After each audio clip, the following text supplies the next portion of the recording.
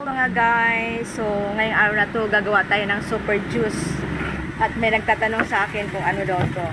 Pangpatigas. Pangpatigas ng buto-buto. Hindi, marami siyang benefits. So, ito yung ginagawa kong super juice. So, meron tayo ditong ginger, turmeric, sa Bisaya, dulaw. Kasama na carrots, orange, lemon. So, ang gagawin ko dito is i-blend ko siya and then lagyan ko lang siya ng 1 cup of mineral water para pag-blend natin is madali lang. Kasi pag puro ganito, wala kasi tayong juicer. So, blender na lang.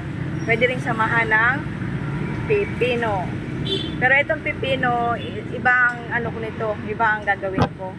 So, ito talaga yung lagi naming ginagawa. Kasi nakagawa na ako before ng 2 beses. So, pangatlong beses ko na itong ginagawa. So, maganda yung resulta. Maganda yung ating aura. Pampalinis ng ating mga sa bituka. Marami siyang benefits. At especially, dun sa mga hindi na tumitigas. Pampatigas daw ito. Joke, pero totoo yun. Kasi, yung amo kong lalaki before na nagtrabaho ako, lagi siyang gumagawa ng ganito. Sabi ko, "Sir, why are you always making this juice?" Sabi niya, "Brenda, if you have a friend na ayaw na daw tumayo, ito ang painom daw." Tawa ko ng tawa. Sabi niya, "It's true. It's true daw. Try. You just tell them, make daw every time this one, drink juice of ginger." Pero maganda talaga ito sa katawan natin.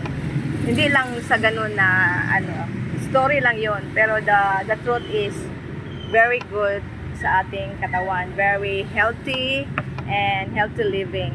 So before